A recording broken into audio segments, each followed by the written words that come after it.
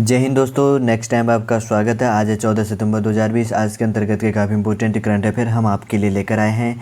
जैसे कि आपको मालूम है कि डेली हमारे द्वारा UPSC, SSC, railway, bank, TC जो भी गवर्नमेंट एग्जाम होते हैं उसके अंतर्गत काफ़ी इंपॉर्टेंट करंट अफेयरों के क्वेश्चन हमेशा पूछने को दिखाई देता है और हमारे द्वारा वही करंट अफेयरों के क्वेश्चन आपके लिए प्रोवाइड किया जाता है जो आगे एग्जाम पर पूछने को दिखाई देगा। यदि आपको हमारा करंट अफेयर अच्छा लगता है तो लाइक कीजिए, कमेंट कीजिए और हमारे इस चैनल नेक्स्ट टाइम से सब्सक्राइब कीजिए। यदि आप हमारे फेसबुक पेज से भी जुड़ना चाहते हैं तो हमारे फेसबुक पेज का नाम भी नेक्स्ट टाइम है, आप उससे आसानी से जुड़ सकते हैं। चलिए दोस्तों, ज़्यादा टाइम न लेते हुए आगे बढ़ते जानते हैं कि आज के इंपॉर्टेंट करंट अफेयर कौन से। आज का हमारा पहला क्वेश्चन कौन सा है? आज का हमारा पहला क्वेश्चन है, हाल ही में हिमालयन दिवस कब मनाया गया? ऑप्शन ए है इसके अंतर्गत पे 8 सितंबर, ऑप्शन बी है 9 सितंबर, ऑप्शन सी है 10 सितंबर, ऑप्शन डी है 11 सितंबर। तो इसके अंतर्गत का हमारा राइट आंसर क्या है कि हाल ही में क्या किया गया? 9 सितंबर को हिमालय दिवस मनाया जाता है। ठीक है, इसके पर्पज़ की बात करें तो 2020 में हिमालय दिवस की थीम क्या थी? हिमालय और प्रकृति। हिमालय क्या था? 2020 का थीम हिमालय और प्रकृति इसका थीम था और प्रकृति को बचाने और बनाए रखने और प्रतिकूल मौसम की स्थिति से देश की रक्षा करने में हिमालय की एक महत्वपूर्ण भूमिका होती है। हिमालय श्रृंखला पुष्प और पशु जैव विविधता का एक समृद्ध भंडार होने के अलावा बारिश के लिए भी क्या होता है? यह जिम्मेदार होता है। और 2020 की थीम क्या है इसका? हिमालय और प्रकृति इसका थीम था। ठीक है ना, विषय है। चलिए, आपको समझ में आ गया। आगे बढ़ते हैं। हमारा आज का दूसरा क्वेश्चन कौन सा? आज का दूसरा क्वेश्चन है, हाल ही में यूनिसेफ ने किसे सेलिब्रिटी एडवोकेट के रूप में चुना है? ठीक है, ऑप्शन ए है इसके अंतर्गत पे अजय देवगन, ऑप्शन बी है सलमान खान, ऑप्शन सी है अक्षय कुमार, ऑप्शन डी है आयुष्मान खुराना। तो इसके अंतर्गत हमारा राइट आंसर क्या? ऑप्शन डी, आयुष्मान खुराना को क्या किया है? यूनिसेफ ने सेलिब्रिटी एडवोकेट के रूप में चुना है। कौन है आयुष्मान खुराना जी? ये रहे आयुष्मान खुराना जी। इन्हीं को क्या किया गया? यूनाइटेड नेशन चिल्ड्रन फंड के द्वारा ही सेलिब्रिटी क्या चुना गया है? सेलिब्रिटी एडवोकेट के रूप में चुना गया। ठीक है ना। अगर बात करें तो यूनिसेफ के बारे में अभी यूनिसेफ के अध्यक्ष कौन है? एन वेनेमन हो गया और मुख्यालय कहाँ पर स्थित है? न्यूयॉर्क, संयुक्त राज्य अमेरिका में हो गया। हेड कौन है? हेनरिटा एस फोरे हो गया। ठीक है ना। स्थापना की बात करें तो न्यूयॉर्क में कब हुआ था? संयुक्त राज्य अमेरिका में 1946 ईस्वी में दिसंबर में। ठीक है ना, 11 दिसंबर को हुआ था 1946 में। ठीक है ना। चलिए, और इसके संस्थापकों की बात करें तो यूनाइटेड नेशन ने क्या किया था? महासभा ने इसकी स्थापना करने में अपना योगदान दिया था। ठीक है ना। चलिए, आपको समझ में आ गया। आगे बढ़ते हैं। हमारा आगे का थर्ड क्वेश्चन कौन सा है? आगे का क्वेश्चन है हमारा, हाल ही में एडीबी व फ्रांस की ईएनजीआई समूह ने किस राज्य में 200 मेगावाट की सौर ऊर्जा परियोजना स्थापित करने के लिए ऋण दिया है? ऑप्शन है इसके अंतर्गत पे हमारा option A Rajasthan, option B है इसके अंतर्गत पे गुजरात, ऑप्शन बी सी है मध्य प्रदेश, ऑप्शन डी है महाराष्ट्र। तो इसके अंतर्गत का हमारा राइट आंसर क्या है? एडीबी तथा फ्रांस की जो कंपनी है, प्राइवेट जो कंपनी है उनकी ईएनजीआई समूह ने क्या है? गुजरात राज्य में 200 मेगावाट की सौर ऊर्जा परियोजना स्थापित करने के लिए ऋण पर हस्ताक्षर किया है। ठीक है, किस पर किया गया है? कितना? 200 मेगावाट सौर ऊर्जा उत्पादन करने पर। ठीक है, और इसी के अंतर्गत की अगर हम बात करते हैं तो इसके अंतर्गत 166। ठीक है ना। कितना मैं यहाँ पे लिख देता हूँ आपके लिए। इसके अंतर्गत 466 करोड़ रुपए की लॉन्ग टाइम के लिए इसमें क्या किया है? ऋण के लिए भी इसके अंतर्गत पे हस्ताक्षर किया गया है। ठीक है ना। इस परियोजना का विकास क्या होगा कि रागनेसदा, ठीक है ना, रागनेसदा सोलर पार्क में इसको स्थापित किया जाएगा। ईएनजीआई ग्रुप, ठीक है ना, जो है ईएनजीआई ग्रुप के स्वामित्व वाला एक विशेष प्रायोजन वाहन इलेक्ट्रो सोलर प्राइवेट लिमिटेड जिसे ESPL इस परियोजना को क्या करेगा? लागू करेगा। ठीक है, कितने का है ये? 466 करोड़ रुपए की यह परियोजना और कितने के लिए हस्ताक्षर किया गया? लॉन्ग टाइम के लिए इसमें हस्ताक्षर किया गया। गुजरात के बारे में थोड़ा सा हम जान लेते हैं। गुजरात का गठन कब हुआ था? 1 मई 1960 ईस्वी में। सबसे लंबी तटरेखा वाला राज्य गुजरात हो गया और यहाँ पर राज्यसभा की 11 सीटें तथा लोकसभा की कितनी है? 26 सीटें तथा विधानसभा की 182 और जिले कितने? 33। और यहाँ के मुख्यमंत्री कौन है? विजय रूपाणी जी हो गए। और राज्यपाल कौन है? आचार्य देवव्रत। और मुख्य न्यायाधीश कौन है? विक्रमनाथ हो गया। राजधानी कहाँ पर स्थित होगी? गांधीनगर इसके अंतर्गत पे हो गया। ठीक है, चलिए, आपको समझ में आ गया। आगे बढ़ते हैं। हमारा आगे का क्वेश्चन कौन सा? आगे का क्वेश्चन हमारा, हाल ही में किस राज्य में वीर सावरकर फ्लाईओवर का उद्घाटन किया जाएगा? ऑप्शन ए है इसके अंतर्गत पे हमारा ऑप्शन ए केरल हो गया, ऑप्शन बी हो गया गुजरात, ऑप्शन सी है राजस्थान, ऑप्शन डी है कर्नाटक। इसके अंतर्गत का हमारा राइट आंसर क्या है कि हाल ही में किस राज्य में करा, तो कर्नाटक राज्य में क्या किया गया, वीर सावरकर फ्लाईओवर का उद्घाटन किया गया। क्या किया गया है, वीर सावरकर फ्लाईओवर का उद्घाटन किया गया है। कब की, और इसी की है बात करें तो 28 मई 2020 को सावरकर की जयंती पर 400 मीटर लंबी फ्लाईओवर का अनावरण करने का कार्यक्रम निर्धारित किया गया था, लेकिन लॉकडाउन के कारण क्या हो गया था, इसमें देरी हो गई थी और इस परियोजना को क्या है कि सितंबर 2017 में शुरू कर दिया गया था। ठीक है ना। अगर बात करें तो ये कहाँ पे था, येलहंका। ठीक है ना, येलहंका न्यू टाउन को उत्तरी बेंगलुरु में जो विद्यारण्यपुरा क्षेत्र से जोड़ती, किसे जोड़ती है, येलहंका न्यू टाउन को उत्तरी बेंगलुरु के जो विद्यारण्यपुरा क्षेत्र है उसको इसके अंतर्गत पर जोड़ती है। कितनी है ये, टोटल 400 मीटर लंबी फ्लाईओवर है और इसी का उद्घाटन हाल ही में किया गया है। किसके नाम का है ये, वीर सावरकर का, और कहाँ पर स्थित है, कर्नाटका। कर्नाटका के बारे में थोड़ा सा की पॉइंट हम जान लेते हैं। कर्नाटक की कैपिटल मैप पर कहाँ पर स्थित है, कर्नाटक ये हो गया, इसकी कैपिटल बेंगलुरु हो गया। 1 नवंबर 1956 में गठन हुआ था। जिले यहाँ पे 30 है। कर्नाटक की कैपिटल बेंगलुरु हो गया। BS येदियुरप्पा यहाँ के मुख्यमंत्री जो कि, राज्यपाल कौन है, वजुभाई वाला, और मुख्य न्यायाधीश कौन है, अभय श्रीनिवास ओझा। राज्यसभा की कितनी सीटें हैं यहाँ पे, 12 सीटें होंगी। लोकसभा की 28 सीटें होंगी तथा विधानसभा की कितनी सीटें, 225 सीटें होंगी तथा विधान परिषद की कितनी सीटें, 75। ठीक है। और की पॉइंटों को आप आराम से इसमें वॉच करके देख लीजिएगा। ठीक है ना, क्योंकि करंट अफेयर ज़्यादा हो जाता है इसलिए हम इसमें वही की पॉइंटों को भी देखते हैं जो एग्जाम पर्सपेक्टिव से काफ़ी इंपॉर्टेंट होता है और आगे आप आराम से इसको पॉज करके नोट डाउन कर सकते हैं। ठीक है, चलिए आगे बढ़ते हैं। हमारा आगे का क्वेश्चन कौन सा है, आगे का क्वेश्चन हमारा, हाल ही में किस राज्य सरकार ने राज्य के कौशल विकास कॉलेजों के लिए एक प्रमुख रोबोटिक प्रोसेस ऑफ ऑटोमेशन उद्यम UI पार्ट के साथ समझौता किया है। ठीक है, पहला ऑप्शन है इसके अंतर्गत पे बिहार, ऑप्शन बी है Uttar Pradesh, option C Andhra Pradesh, option D है केरल।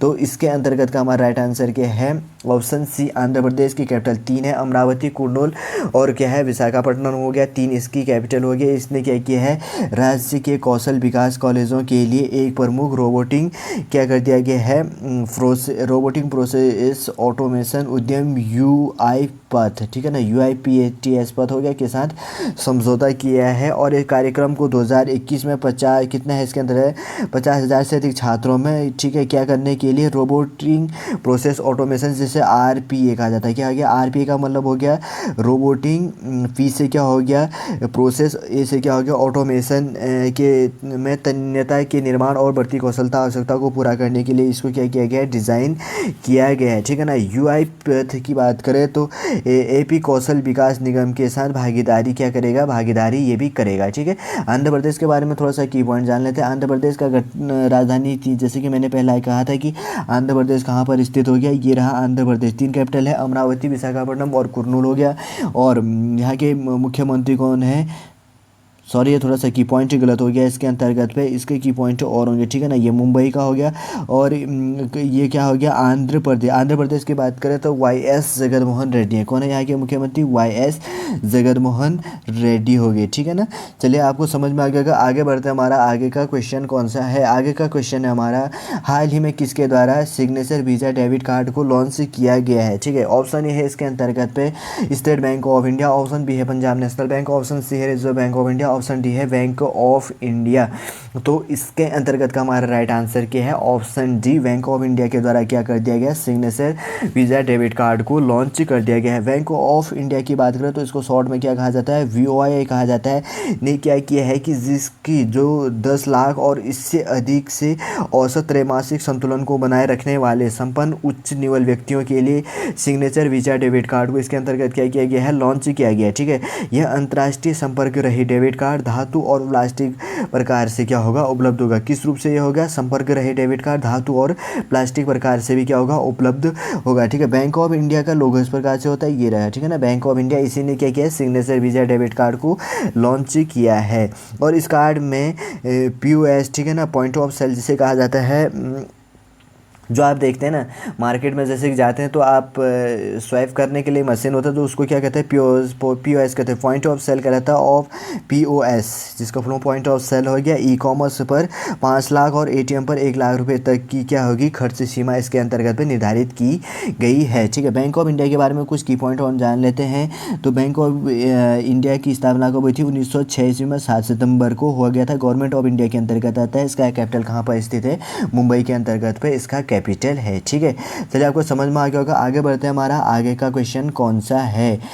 आगे का क्वेश्चन है हमारा, हाल ही में भारत के किस जगह पर कनाडा के सहयोग से पहली कैनबिस चिकित्सा परियोजना को स्थापित किया गया है। अब हम जान लेते हैं कि आखिर ये कैनबिस चिकित्सा क्या होता है। कैनबिस का मतलब होता है भांग, एक ड्रग्स होता है जो पहाड़ी क्षेत्रों में काफ़ी अत्यधिक मात्रा में उत्पादित होता है। अभी गवर्नमेंट ने इसमें लगाम दे दिया है, लेकिन फिर भी ड्रग्स को बढ़ावा देने का काम अभी भी दिखाई दे रहा है। लेकिन गवर्नमेंट इसमें क्या रहती है, हमेशा अपना काम करते रहती है। ठीक है ना, इसको नष्ट करने के लिए हाल ही में क्या किया कि भारत की किस जगह पर कनाडा के सहयोग से पहली कैनबिस, जिसे भांग कहा जाता है, चिकित्सा परियोजना को स्थापित किया जाएगा। ऑप्शन ए है जम्मू, ऑप्शन बी है लद्दाख, ऑप्शन सी है लक्षद्वीप, ऑप्शन डी है बिहार। तो इसके अंतर्गत का हमारा राइट आंसर क्या है, ऑप्शन ए जम्मू। ठीक है, मैप पर ये रहा हमारा प्यारा भारत, इसी के अंतर्गत जम्मू कहाँ पर स्थित है, ये रहा। ठीक है ना, केंद्र शासित प्रदेश हो गया जम्मू के अंतर्गत पर क्या किया गया, पहली बार कैनबिस, जिसे भांग कहा जाता है, दवा परियोजना जल्द ही क्या करेगा, कनाडा के सहयोग से जम्मू में स्थापित करेगा। ठीक है, यह यूनियन टेरिटरी बनने के बाद जम्मू और कश्मीर में पहला सबसे बड़ी विदेशी निवेश है। ठीक है, पहला विदेशी निवेश कौन सा है, यही है। ठीक है ना, किस पर, कैनबिस पर कर रहा है, और पहला हो जाने के कारण क्या हो जाता है, काफ़ी इंपॉर्टेंट हो जाता है। जम्मू में Indian institute of integrative medicine, जिसे आई क्या कहा जाता है, ट्रिपल IIM में कनाडा के सहयोग से पहली बार कैनबिस दवा परियोजना को स्थापित करेगा। किसके साथ, ट्रिपल IIM के साथ। और इसके साथ कौन है, कौन हो गया, कैनबिस जो कनाडा इसके साथ सहयोग करेगा, और यूनियन टेरिटरी बनने वाला सबसे पहला फॉरेन क्या है, इन्वेस्टी इसके अंतर्गत है, इसलिए काफ़ी इंपॉर्टेंट हो जाता है। ठीक है, यहाँ पर जम्मू कश्मीर पर राज्यसभा की 4 सीटें तथा लोकसभा की 5 सीटें। अगर हम इसी के पास में लद्दाख की बात करें तो यहाँ पर राज्यसभा की कोई सीटें नहीं है, लोकसभा की 1 सीट है। ठीक है ना, LOC life of actual control, LAC होता है लाइफ ऑफ एक्चुअल कंट्रोल, यहाँ पर हो गया। ठीक है ना, 2 लाइन यहाँ पर लगती हैं, LOC यहाँ पर हो गया, और LAC इसके अंतर्गत पे 2 जगह से लगता है, एक जगह से पाकिस्तान से और एक जगह से क्या है, चाइना बॉर्डर, इस पर कवर इसको करता है। ठीक है, चलिए आपको समझ में आ गया। आगे बढ़ते हैं, हमारा आगे का क्वेश्चन कौन सा, आगे का क्वेश्चन हमारा, हाल ही में किस राज्य ने मेरा परिवार मेरी जिम्मेदारी अभियान को शुरू किया है। ठीक है, पहला ऑप्शन है इसके अंतर्गत उत्तर प्रदेश, ऑप्शन बी है हमारा अरुणाचल प्रदेश, ऑप्शन सी है महाराष्ट्र, ऑप्शन डी है तमिलनाडु।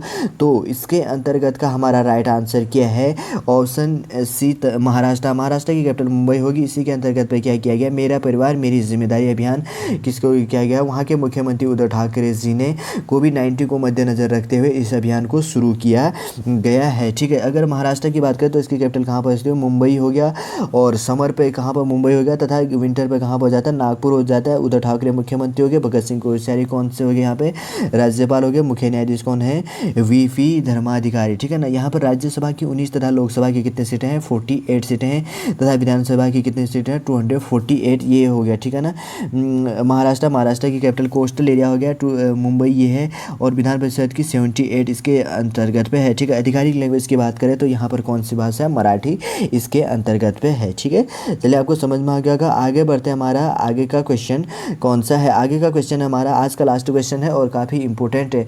हाल ही में किस देश ने वहाँ पर बढ़ते रेप के कारण उस देश पर आपातकाल लगाने की घोषणा की है। ठीक है, ऑप्शन ए हमारा इसके अंतर्गत पे पहला सीरिया, ऑप्शन बी है इसके अंतर्गत पे लेबनान, ऑप्शन सी है इसके अंतर्गत पे लाइबेरिया, ऑप्शन डी है अजरबैजान। तो इसके अंतर्गत का हमारा राइट आंसर क्या है, ऑप्शन सी लाइबेरिया में क्या कर दिया गया। हाल ही में यहाँ बढ़ती क्या रेप की बढ़ती हुई घटना को देखते हुए जून से लेकर अगस्त के बीच में कितने दर्ज हुए थे, यहाँ पर 600 जो रिपोर्ट यहाँ पर दर्ज किया था। ठीक है ना, रेप, इसी के कारण यहाँ पर यहाँ के राष्ट्रपति कौन है, जॉर्ज वार्ड ने क्या कर दिया गया है, वहाँ पर आपातकाल की घोषणा कर दी गई है। अब हम जान लेते हैं कि आखिर लाइबेरिया कंट्री कौन से कॉन्टिनेंट में आता है। ठीक है ना, ये है, जैसे कि हम जाते हैं तो ये है हमारा प्यारा भारत, ये हो गया अफ्रीकन कॉन्टिनेंट, अफ्रीकन कॉन्टिनेंट के अंतर्गत पे यहाँ पे। ठीक है, कहाँ पर हो गया, यहाँ पर है ये। ठीक है ना, ये देखिए यहाँ पर लाइबेरिया है, मैं जूम करके मैं आपके लिए लेकर आऊँ, मैं इसको अब जूम कर देता हूँ। ठीक है ना, लाइबेरिया एक कंट्री है। यहाँ पर क्या कर दिया है, यहाँ के राष्ट्रपति जी के द्वारा,